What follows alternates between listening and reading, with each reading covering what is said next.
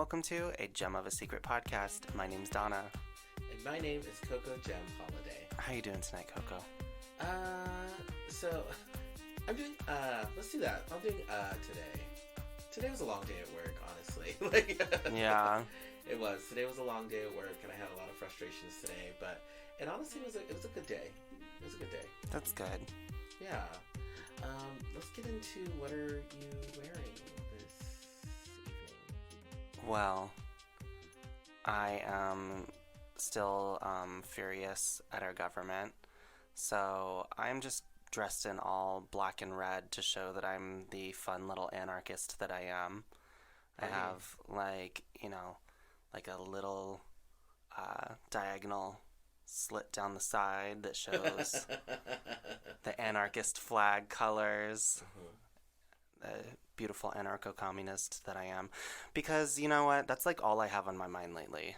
Is what's happening in the government. Is what's happening in the government, and, like, when can we be done with capitalism? Like, I'm tired of it. Yeah, I was actually seeing, there was a post somebody had done online that said, what we'll do for money nowadays, and I think no, that's what it was. It was the poll that said, would you stay at your same job for more money, or work your dream job for the same income, or stay at your same job for more money? So that's the example. Work your dream job for what you're making now. Yeah. Or stay at your same job for double what you're making. No, I would work my dream job. Honestly, I think it's. I know that a lot of people answered that they would rather keep their same job for more. Double. Mm-hmm. Yeah, it's so sad. And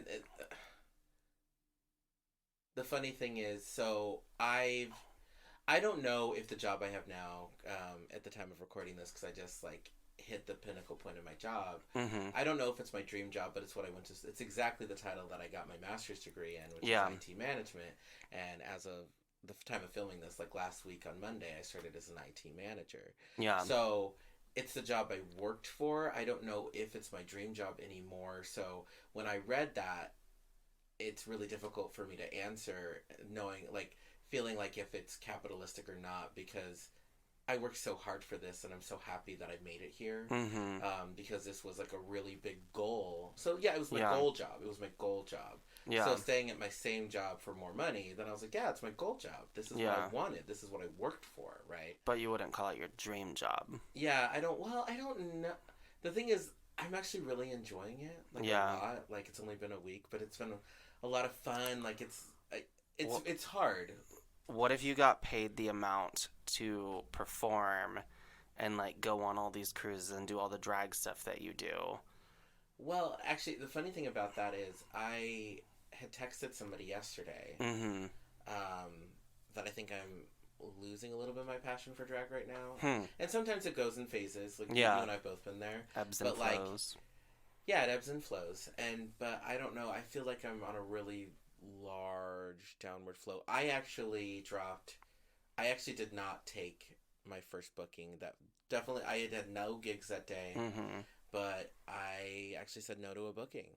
It was a full booking, probably great tips, and I said no at a gig I'd never done, so it would have been more exposure, more fans.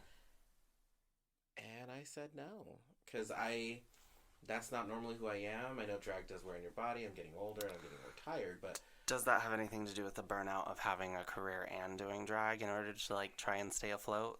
Are there any of the conditions of capitalism affecting that burnout, do you think? Potentially. I know I play within the confines of capitalism, but but I also make a lot of money, so that post is really difficult for me because I would love to be making what I make in my career job doing drag. But so I guess my opinion would be biased in both circumstances. Yeah. But if I try to think back to my first job in college, actually no, I probably would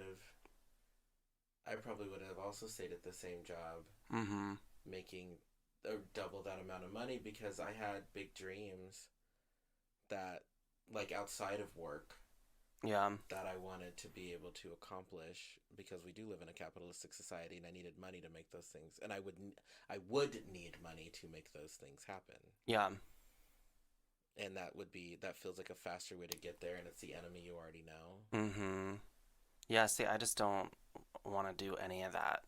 I really, like, it pisses me off. Like, I experience, like, everyday fury knowing that I have to, like, just freaking grind until I have no more energy for this really arbitrary thing that we made up, Yeah. and to benefit. But I could go on forever about this. That's not what this episode's about, and you haven't told me what you're wearing yet either. I'm dressed as I'm just wearing a lot of dollar bills. Oh, okay, to fit your Um, capitalist narrative, Coco. Yeah, and then like the ends of it are a little burned because, as Mm-hmm. Donna pointed out, I'm getting burned out. Yeah. Trying to hustle and grind. The funny thing about actually, I do want to talk about this just a little bit because I always have these intro like mini monologues. Yeah.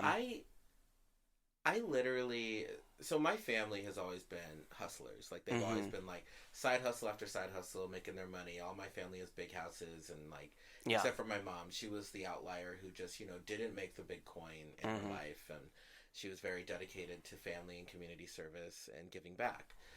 Which is admirable, obviously, but we didn't have the expensive clothes or toys or trips like all throughout being a kid and even through high school. We never had cable, which Yeah. I always thought cable was a luxury because I never had it. We didn't have the newest video games or anything like that, and we usually only had one big gift at Christmas. Like, yes, we had a great life, and that is still a lot more than what a lot of people other had, but that's how I grew up. And so, long story short, what I'm getting at is it did make me want for more, and then that feeds into capitalism in a way that's really disgusting. Yeah. Because being poor doesn't necessarily, or being broke doesn't necessarily make you want to work in your communities for a better tomorrow and work with each other so you both can achieve the same or even achieve greater equity together. It makes you selfish. Well, sometimes. not only that, but like the work under capitalism is just like not meaningful work. Like you're quite literally making someone who is part of the ruling class more money instead of working for yourself in a lot of cases. Unless you're like a small business owner and you work for yourself, then in a lot of instances you're just adding to the wealth of someone else. Yeah. And that means that you're doing really minute tasks that aren't fulfilling in a lot of ways. So not being under capitalism, you could get some more of that community enrichment and like really benefit your entire community around you because you're focusing on that. You're focusing on innovating. You're focusing on so many different things for the betterment of the community that you're in rather than adding to the wealth of the few. And I think that is really where my frustration is like, because it doesn't mean anything. it doesn't mean anything. Unless you're working well, I mean, that's literally what you said, the first thing you said. Yeah. If you're doing meaningful work, then it's meaningful, obviously. Yeah. And I mean meaningful in the sense of like giving back in some kind of capacity, even if you find what you do to be meaningful to yourself. Yeah. Even if you're like a computer programmer and you find that to be meaningful because you love it. We're talking, I take it more so like giving back to the world as a whole.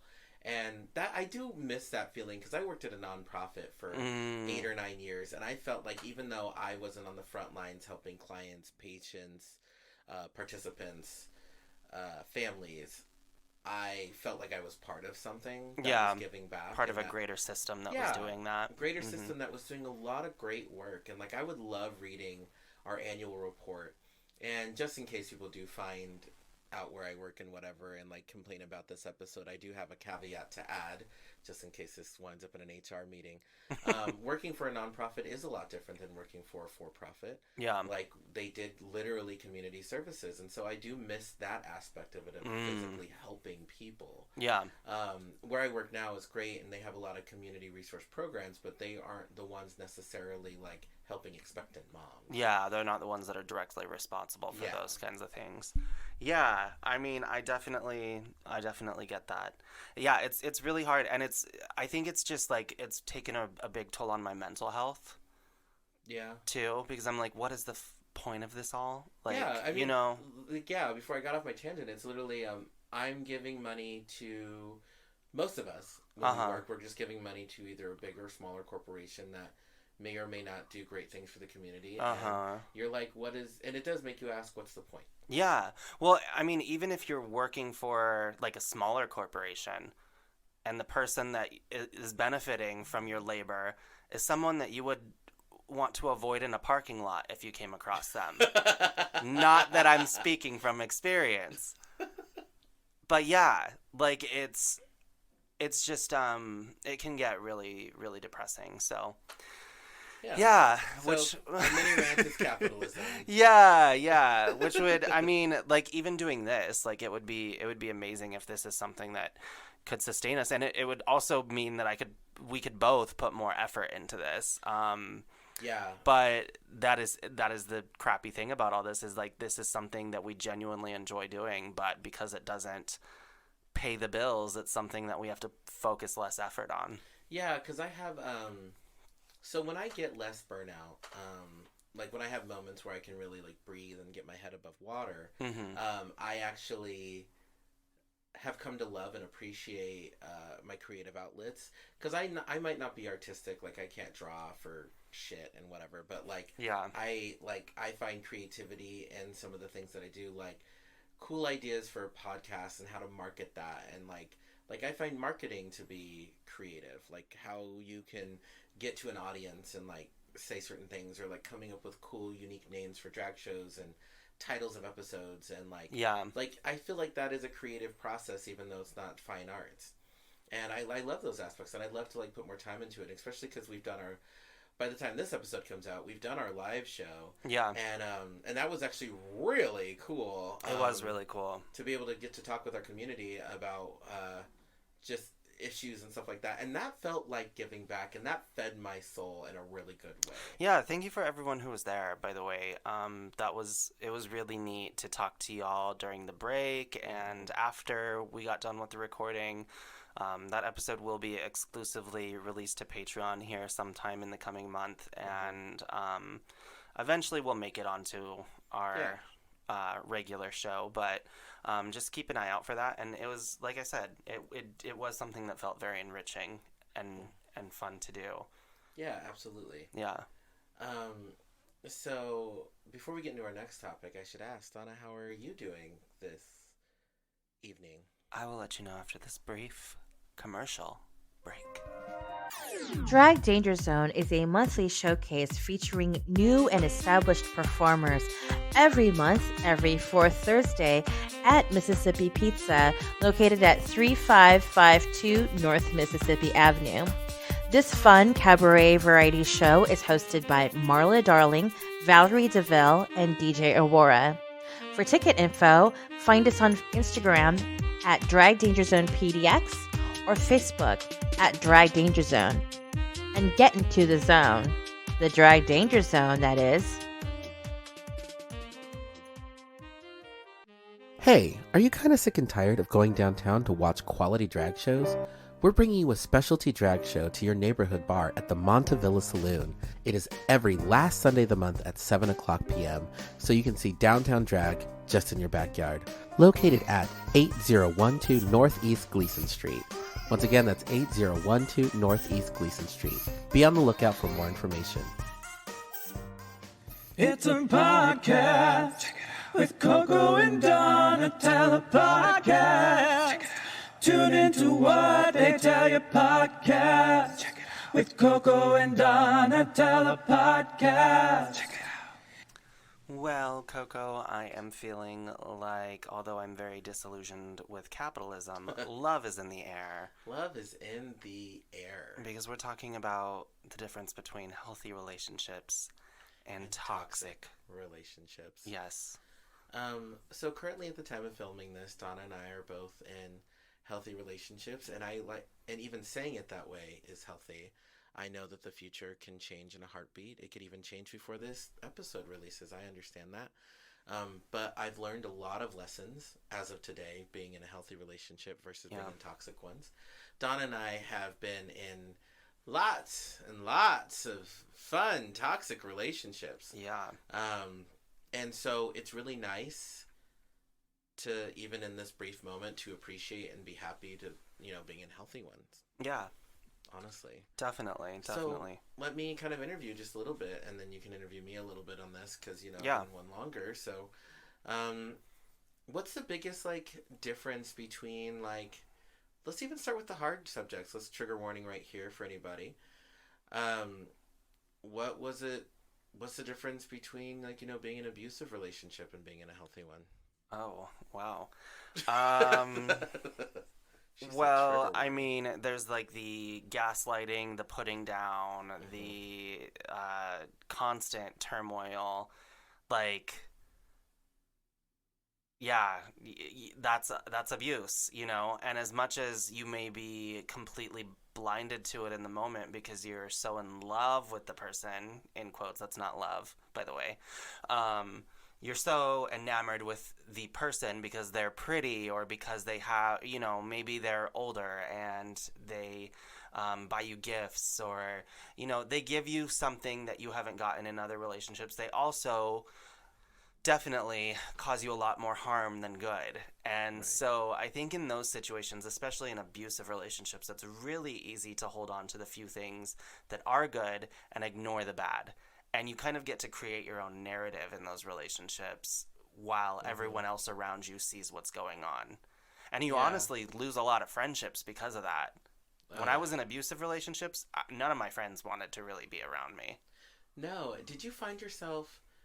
I talked about this online at the time of filming this. Did you find yourself defending? All the time. All the time. I would lose a friendship for some fucking abusive asshole. Oh God, we used to fight about your ones that were just bad. Yeah. I'd be like, Donna, blah blah blah, and what was that one? I was gonna almost say their name.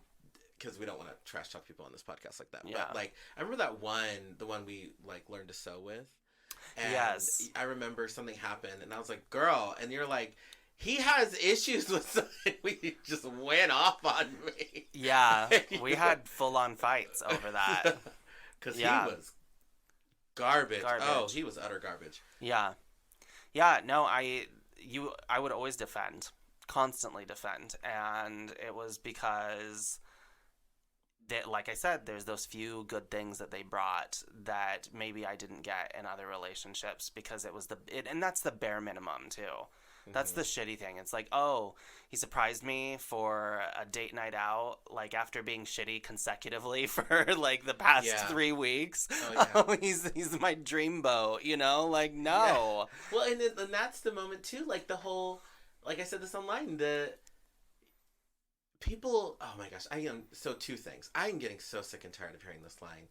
Yeah. But it wasn't always like this. And he was so nice when we started. And, I just miss the person that he was when we first started dating. You know what I want to say to those people? Snap out of it. Snap out of it. A big old Cher Moonstruck moment. I want to slap them right across the face. Well, because it's true. And then, and then you find yourself when you get into the toxic zone where you're just biding your time, for the next bad thing, or you're biding your time for the next good thing because you're stuck in such a bad place. And it drives me crazy that people can't recognize that cycle. And the funny thing is, we've all almost been there. We've all been in those relationships. I think most people have. Yeah.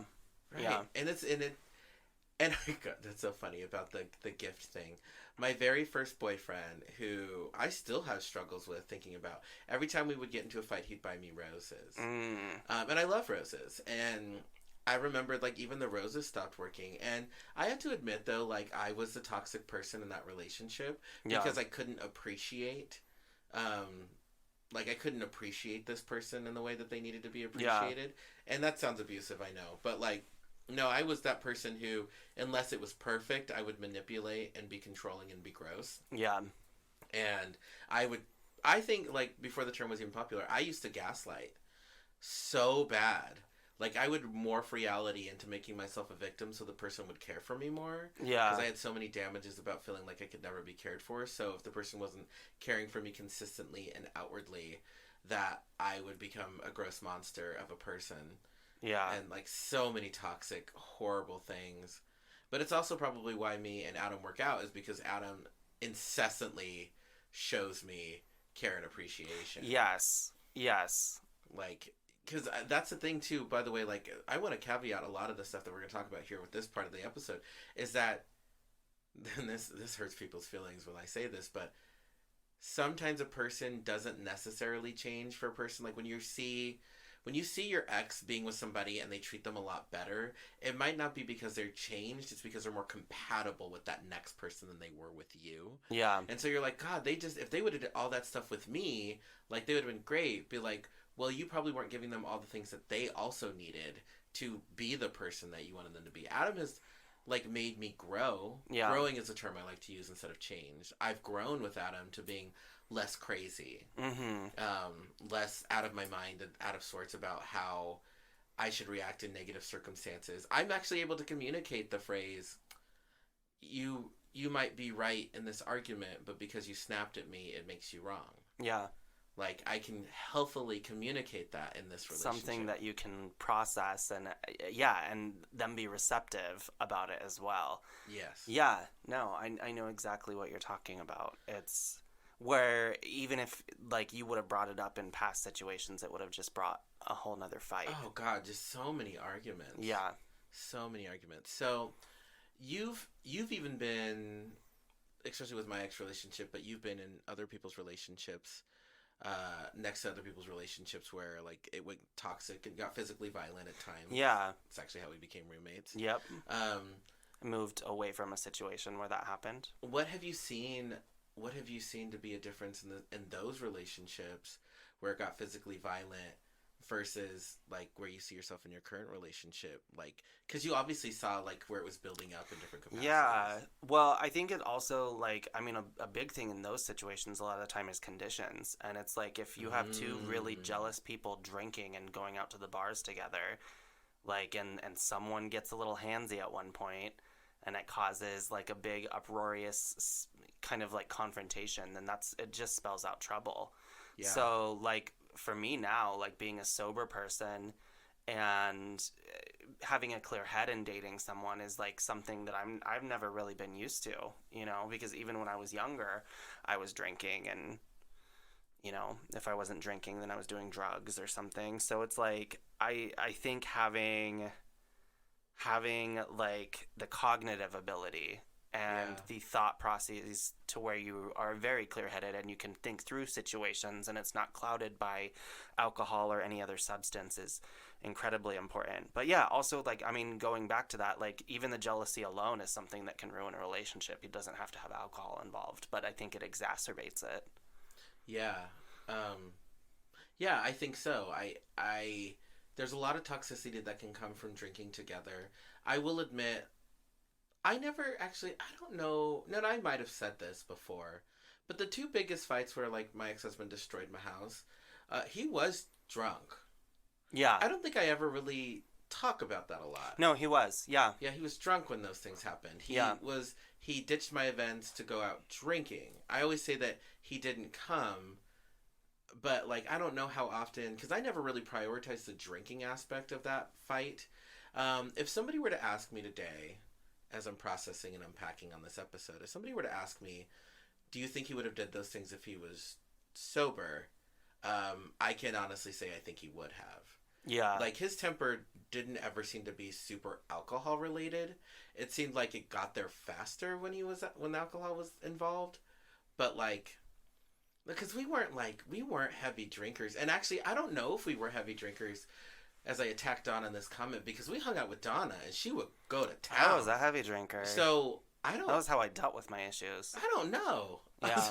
I actually don't know if he was a lot worse because of liquor. I mean, I think also, and I don't know if this was exactly the reason why, but this is also when they were experimenting with drugs more because of who they were hanging out with.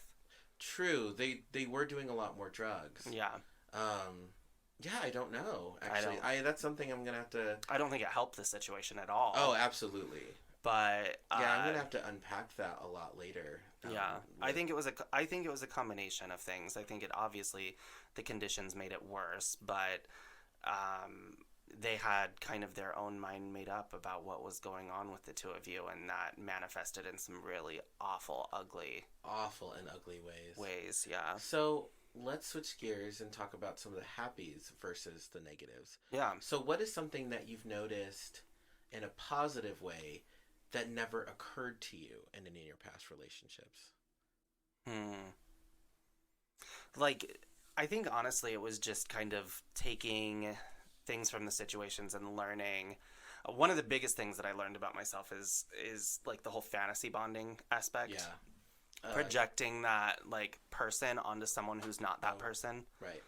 And bonding with them in this way, thinking that the person I've created in my head is the person that I'm in love with, and it's not the person who was actually sitting in front of me ever. Oh, that's you know? tea. Yeah, and I think in a lot of ways they did that the same thing to me, but in different ways. It was like they really liked the package, but once they like realized what was inside the package, like, like you're not the person I thought you were. So it's like that. I think that's why a lot of my like previous relationships had a really short shelf life. Honestly, I mean months at a time, especially when it came to like my dating life in my 20s.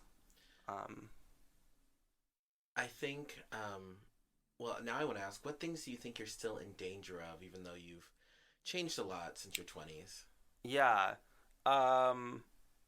Reactivity. I think I still get frustrated about things, obviously. And You're very reactive. I'm reactive, and I'm also like an incredibly sensitive person.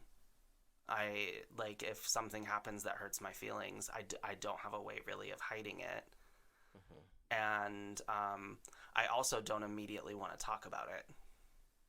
That makes sense. Sometimes I just want to like shut down for a little bit.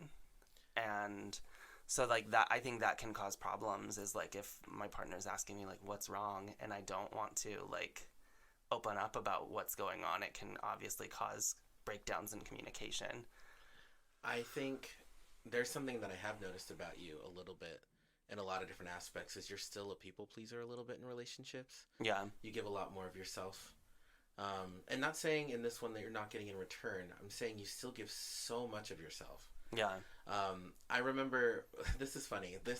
One of the things that Donna said to me in one of her early on relationships in Portland was that she had yelled at me. Donna hates when I talk about our relationship. She yelled at me because she said she didn't need or want a person that would be like Adam because we were still doing drag at the time. Like somebody who would want or need to go to drag shows with her. And she was like, yeah, not everybody needs that Coco. And I was like, I don't just why are you yelling at me? And I thought to myself long and hard about that moment for a long time. Because every time me and Donna get into fights, I think about it for about 7 years. So I got 3 years to go on this one. That I know that you also force yourself a lot to believe you may or may not need something if the other person doesn't like it. Yeah. You absolutely mold yourself, and you've gotten so much better about this. You used to mold yourself completely for another person. Well, that's part of the fantasy bonding thing, though. Yeah, on the second part of fantasy bonding is you also changing yourself for the fantasy that you're building with the person that doesn't exist with changing them. the integral aspects of yourself that make you who you are. Changing the integral aspects. And here's the thing, like in this relationship I've gotten a lot more into anime, but I love it. So like it's not something that I feel is like necessarily bad things. Also the person that I'm dating has really embraced like makeup and drag and all that stuff, and like really has been so supportive of that, and that's something I never had. Like I think back in the day I would have been willing to give up drag for a guy if it meant that I was in a healthy relationship with them. Yeah, which if they ever asked you to or forced you to, it's a definition of not being a healthy relationship. Yeah. But the thing is, I do know that about you, and like I always get incredibly worried with any relationship that you get into because when it came to drag, because a lot of like this is a drag queen podcast, like a lot of people don't like to date drag queens, and so when you're in Donna's situation, like wanting to find love and like getting older, and then you're like, oh well, if they don't like drag, then I can just probably give that up if this means I get to be in this relationship. But that's what's really cool, because this current relationship is actually it's like some positive reinforcement when it comes to your creative arts. Which Yeah. is cool. Well, and it's also cool because we've also been able to like talk about our talents in different areas, and he likes to sew and like do DIY kind of stuff, Oh.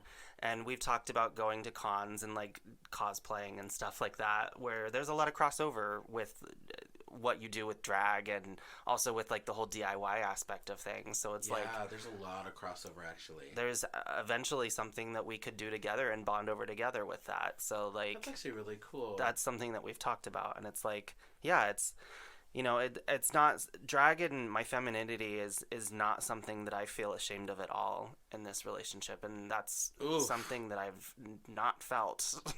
Really. That's almost the title of the episode. Yeah.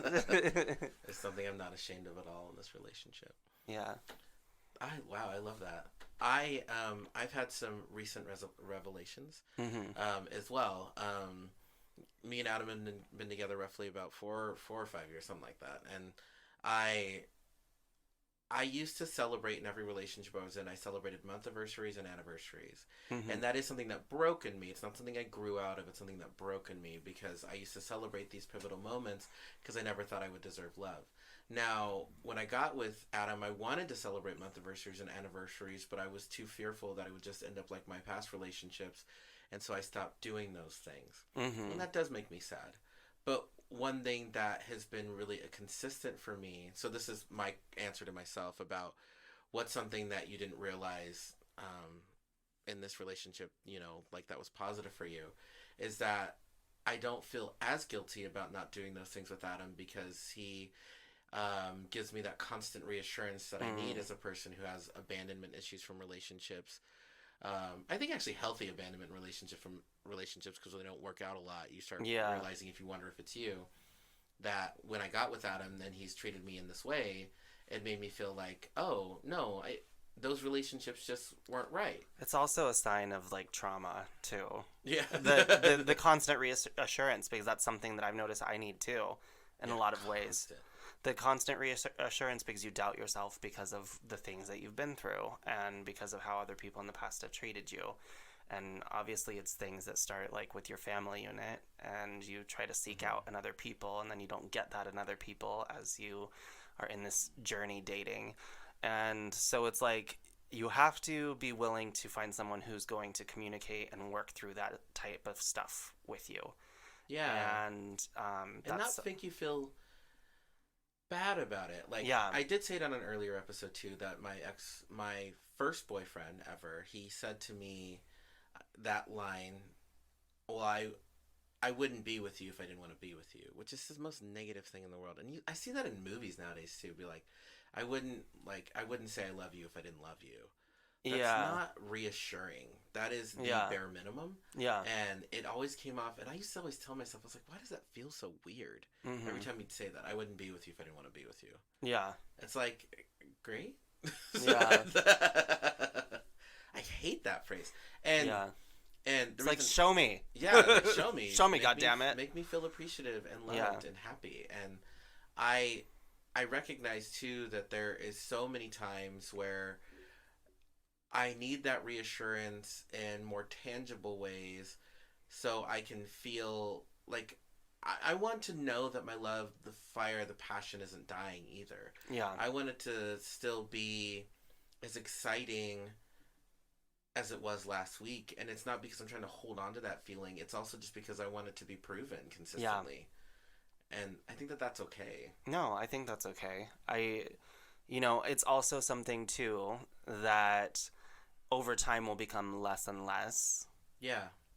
Because it will be proven to you, you know? Yeah. And here's a good comparison again. I don't want to have to feel like every time we get into an argument, the person's going to break up with me. It does sound like you, not on your side, but your partner's side might deal with some of that. Yeah.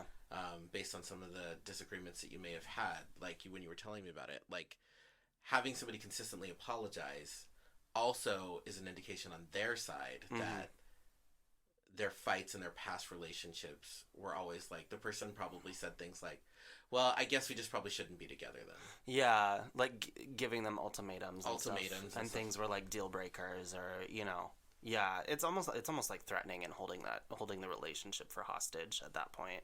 Yeah, or like Which the is threats unhealthy. of like self-harm and things like that also go into that, Yeah.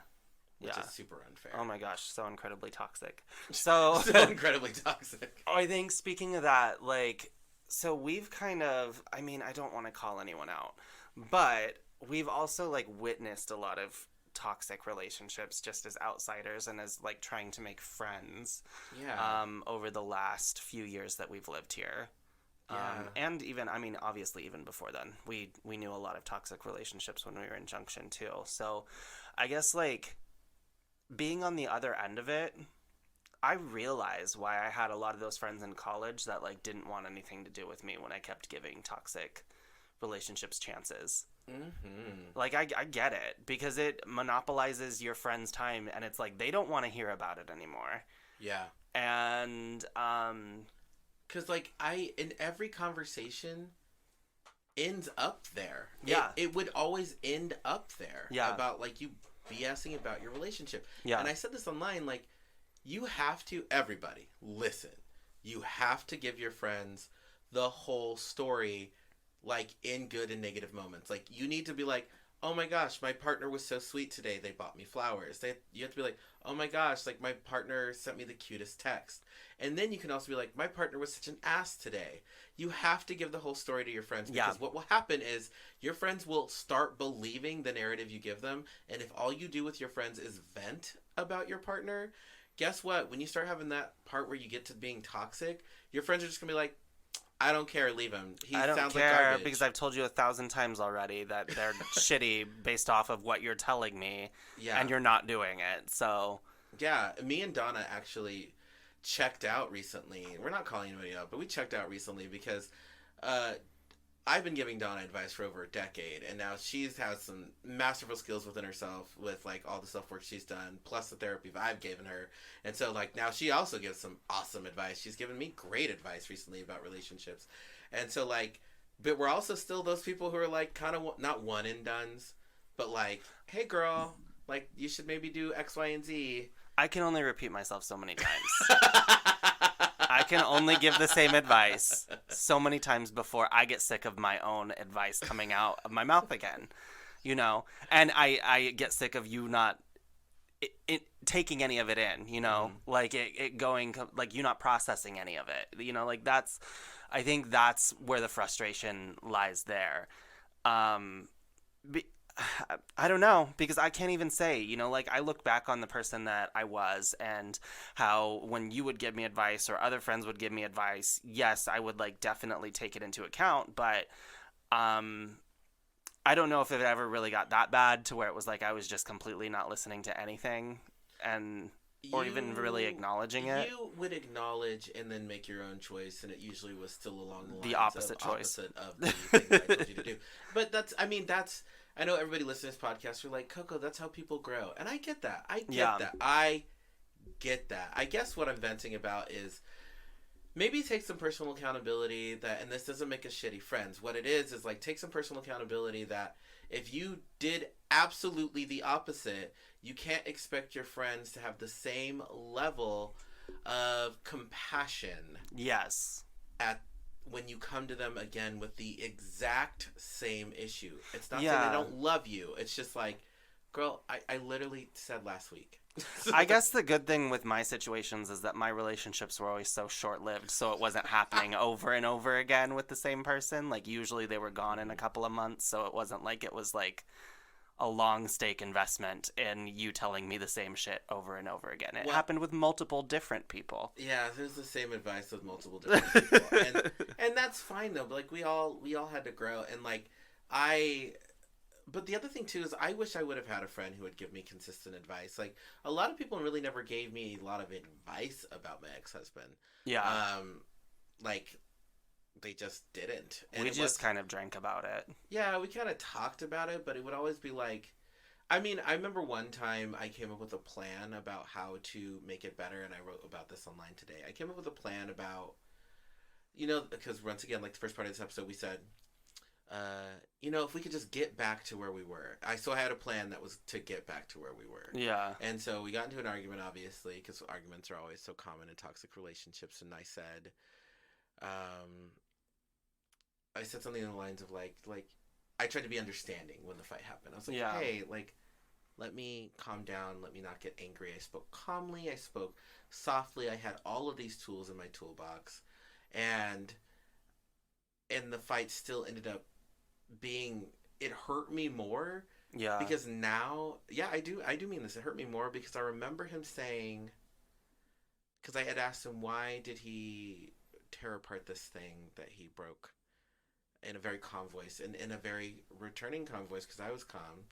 He said, I don't know why I do those things to you. And I said in a very calm and hurt voice, I was like, but those things really hurt me when you do that. Yeah. So I don't understand. What can we do to keep you from doing that? And he said, I don't know, and I don't really know what you want me to tell you. And I really don't want to be on the phone anymore, is what he said. And I was devastated. And then in a similar moment, I had asked him, because my ex struggled with eating issues, and there was lots of fights with that. Same with Adam. Adam has a lot of those too. And I actually treat Adam and my ex exactly the same way when it comes to eating issues, where I just get out of the way because I don't want to deal with it. I said to my ex in a calm voice, when you're getting like that when it comes to food, what should I do in this circumstance to be supportive of you? And he said, it'll change from situation to situation. I was like, what do you mean? He's like, well, if it's like, I don't know how I'm going to feel with my relationship for food. If I feel fat that day, it's going to be more violent. Like, if it's like, he didn't give me a toolkit. He basically gave me a couple of examples, and he said, so I will never know how you should treat me or how to respond to me. He basically said he doesn't know how to give me a roadmap to his emotions when he's being violent and angry about food. And I realized now how unfair that is. Yeah. Even with mental health issues, to tell a person, it's basically like, let's even go to the extreme and say, like, somebody who hits their partner. That's literally me saying, like, how, in a calm voice, how can I avoid being hit by you? Yeah. And them saying, I don't really know. It depends on the situation. It just depends. Like, sometimes I might hit you harder more than other times, or I might be more angry. Yeah, it's literally what that was. And to navigate how toxic that was, my God. Yeah. Well, it's something that you definitely didn't realize until later on. And I think one of the conversations that you and I had with your ex was, like, definitely, I was like, you definitely gave them a lot more credit than they deserved when it came to how you, like, praised them in your relationship. Yeah. You tried a lot harder and put in a lot more effort than they ever did. Isn't it funny how even right now I still want to defend those actions? Isn't that how toxic yeah, relationships are? I'm looking at Donna wanting to fight her on it. I literally wrote this. Like, you want to defend that relationship because you feel humiliated that you were too stupid. And I will say stupid. Well, still for myself to not hurt other people's feelings. I was too stupid to recognize that even in this moment, I know that Donna is right. I know in my heart and in my head that they're right. But there is, like, a part of your soul that wants to believe that this person wasn't doing these horrible things to you. Yeah. That you just couldn't see for yourself. Yeah. But everyone else could. Yeah. I could. I could. I mean, it was a tough situation because I was also friends with both of you. Yeah. So it was like, it's like, what do you do in that situation? And then I think I finally reached my breaking point with them. Granted, I mean, this is also, I had quite an alcohol-soaked brain at this point in my life. I was drinking very heavily and going out to a lot of the parties that they were at. Mm-hmm. But I think I saw, like, kind of scheming happening, and that led to them being, like, really fed up with me because I came to your defense drunkenly one night, and they definitely, like, didn't want anything to do with me after that point. They're like, we see what side you're on. Yeah, I remember you telling me about that too. Yeah. And I think that, Donna's always been a person when she was drunk, she was very, not really loyal. It's more like... confrontational. She's confrontational, but it was also like, Donna could also see what was like, for lack of a better term, like kind of right and wrong in a scenario.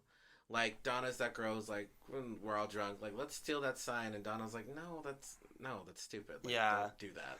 They were, and basically what the situation had come down to is like they were scheming and trying to like, kind of like move out without like keeping you in the know, kind of is Yeah. what was happening. They were not going to give you any kind of courtesy, basically. Yeah. And I got really drunk and got in my like broken record states where I keep repeating the same thing over and over again. And I pissed them off so bad that I remember I was left alone in that room with a bottle of vodka that we could all just like pitched in to buy together. And I finished that thing on my own because everyone had left me because they were so fed up with me. Dang. I just kept repeating. I was like, well, since some people are disloyal and Donna's a good drunk friend. yeah, She helped me with that situation, and the thing is, like, I've had the same moments even recently where now a sober Donna, when I was like, hey, like, even when I had a fight with Adam that lasted 3 days. It's the longest fight that we've ever had in the relationship. When we were friends, we had fights all the time, but in the relationship, and I went to Donna and I said this thing. Because when you're in a positive relationship, sometimes the advice you can get is really unhealthy because people are like, well, they're so great, they're so perfect, like, just move on. yeah, And I was talking to Donna about it, and Donna, like, validated my feelings. yeah, Like, because even Adam couldn't validate my feelings because our relationship is so great. So he was like, well, I don't understand, like, why we just can't move past this point. And I remember talking to Donna, like, before we filmed one of the podcasts, I was like, because I can't move past this point. Like, that's... And it's an issue for you. It was an issue Yeah. for me, and I couldn't just move past it. And then Donna was like, yeah, because you have all these past traumas and blah, blah, blah, blah, blah. Yeah. And, like, but when I was able to...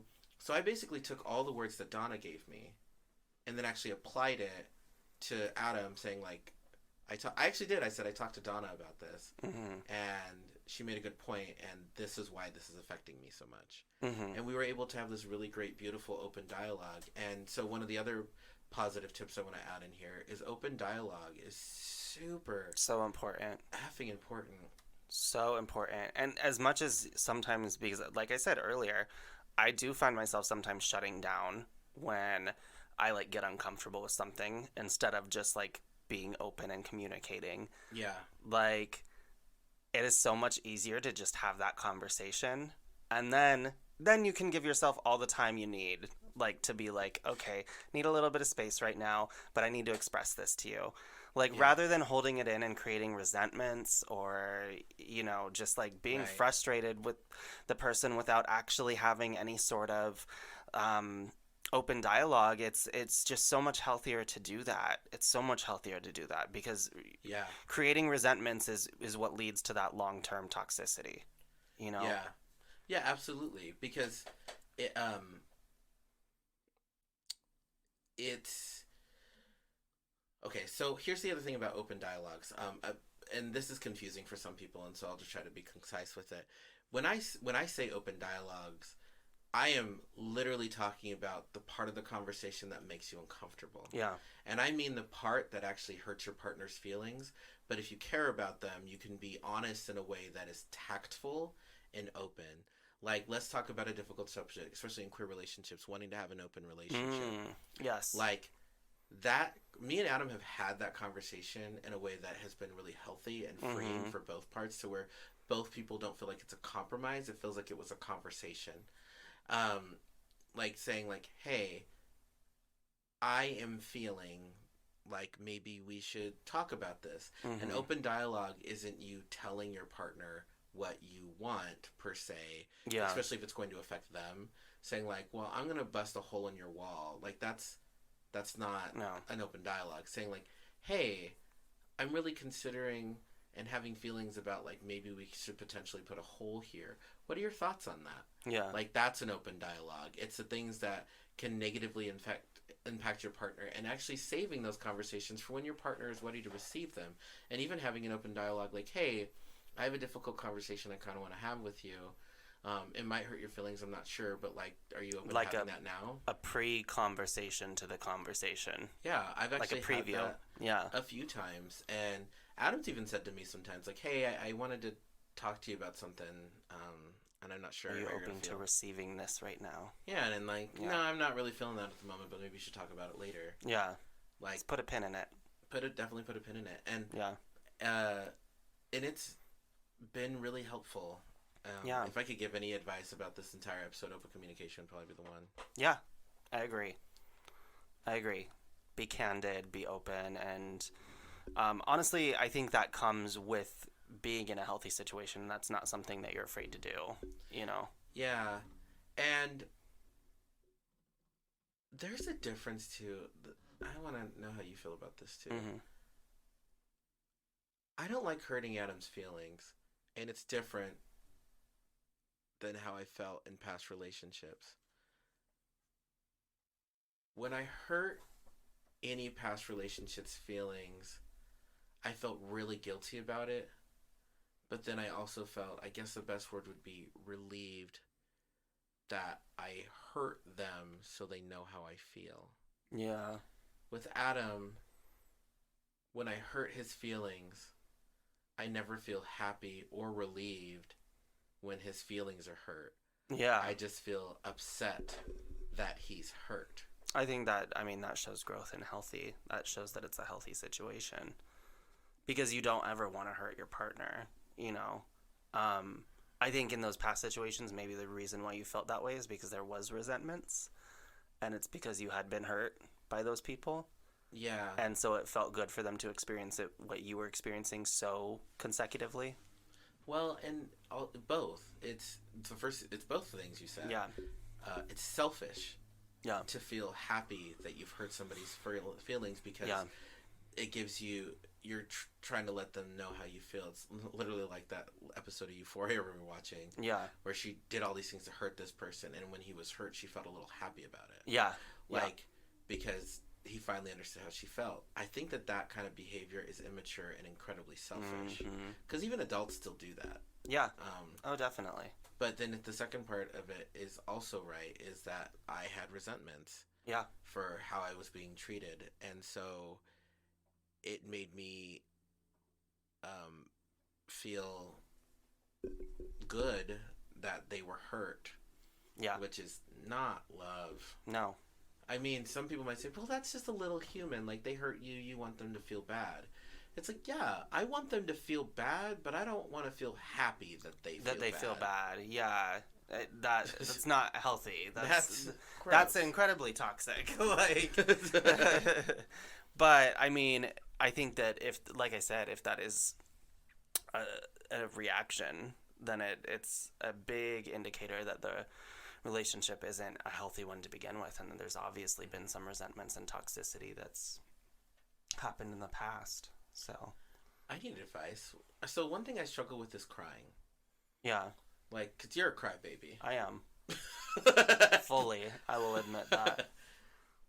Less so since I stopped drinking. It takes me a little bit more to cry. But yeah, go on. Do you... Because I'm still unpacking this. Because, by the way, it's a problem I have. Yeah. Because I've seen you cry in front of him before. Or I've heard it. So, how do you feel when you cry in front of him? Supported. Do you feel embarrassed? No, because... No. You just keep saying the same. I'm trying... I don't want to, he cries more than I do. So, I feel like it's it's an opportunity for me to open up. I've never been normally I am the crybaby, you know, so, and I don't necessarily like that term because I think it's really endearing when he does, and for good, for a good reason, you know, when he's sharing something about his past to me and cries about it, I think it's, you know, beautiful, and obviously it's not something that I like to see because I like to see him hurt, but I like to see him release that and process his emotions. I think, well, because you answered my question. It's funny because you kind of answered a question that I already kind of knew, but you put it into better words. That's 100% how I feel when Adam cries. When Adam cries, it's usually the most beautiful thing I've ever seen. Yeah. It makes me fall in love with him in ways I could never imagine. But I'm not able to cry. I feel so humiliated and embarrassed. I think it's because this is the difference.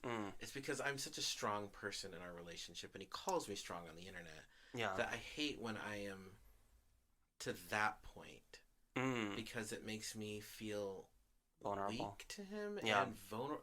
Yeah, it's vulnerable. That's vulnerability, but that's not weakness, though.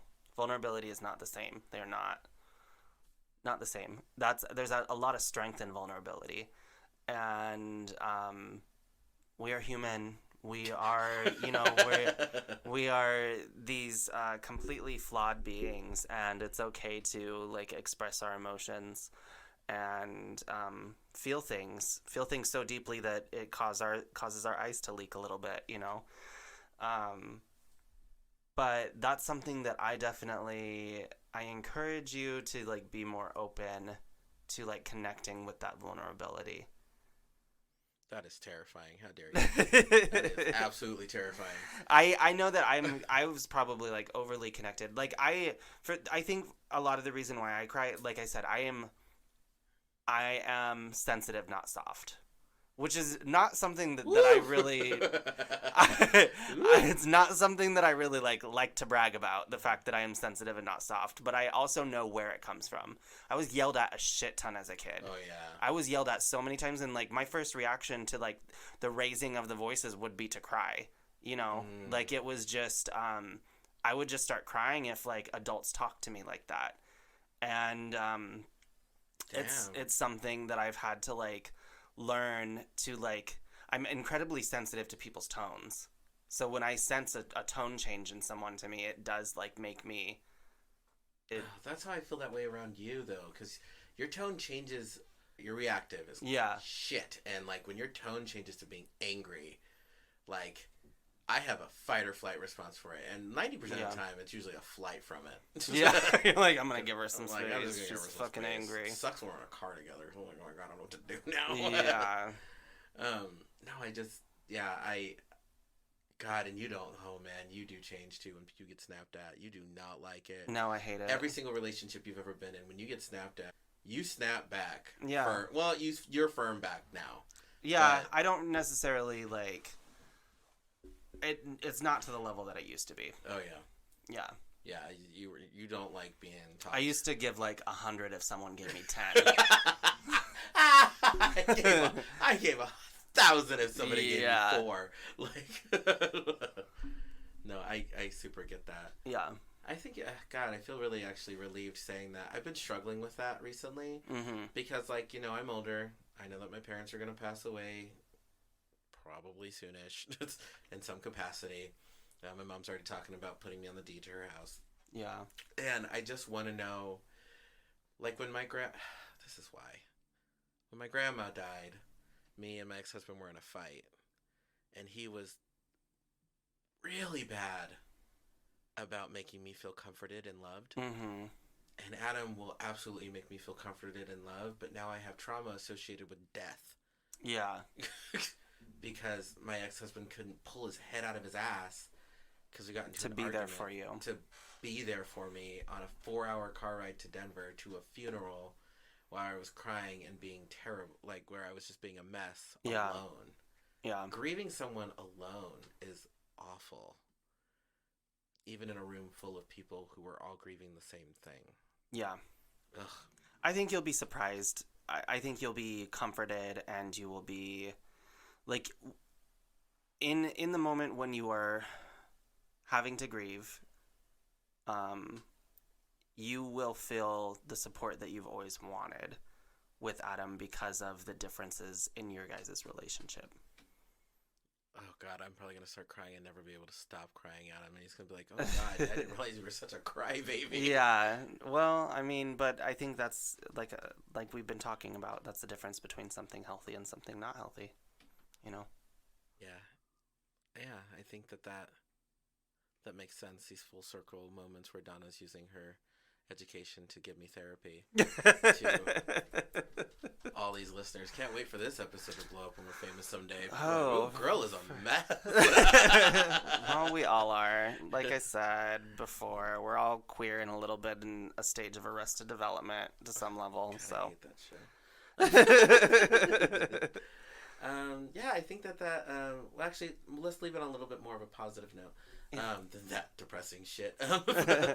I know that we kind of like made reference to a lot of people in our lives who are struggling in toxic relationships, and I do have something to say to every single one of you. The fact of the matter is, and I've said this online, and I've said it to some of you, every single moment of every single hour of every single day, I never question how in love I am with my partner and how in love they are with me. And they treat me as such, and I treat them as such. Remember consistently that if you're questioning why they're hurting you, you should start questioning why you're with them. Because there are so many fish in the sea. You don't have to spend all of your energy and all of your power and all your love on a relationship with a person who is damaging you inside and out. You can, I promise every single person listening to this podcast, you will find love in the way that you need. It just might not be with the person that you're with. yeah, I definitely agree with that. And a thing that I like to think about love is that, and it's a quote that I've heard before, and it is, love requires the commitment to meet the challenge of dealing with another human being. Ugh. And that it is a challenge. It is a challenge in a lot of times because you have to look outside yourself and understand someone else's needs. Yeah. Yeah. Without conditions. Without conditions. Mm-hmm. So be kind to yourself, everybody. And hopefully you gained something from this episode, especially in our anti-capitalist rant. Yeah. I know that was a tone shift, but... Thanks for listening, everybody. Yeah, thank you. Bye. Bye. This has been another episode of A Gem of a Secret podcast. The hosts of A Gem of a Secret podcast are Donna and Coco Gem Holiday. You can follow Donna at Donatella_MySecrets on Instagram.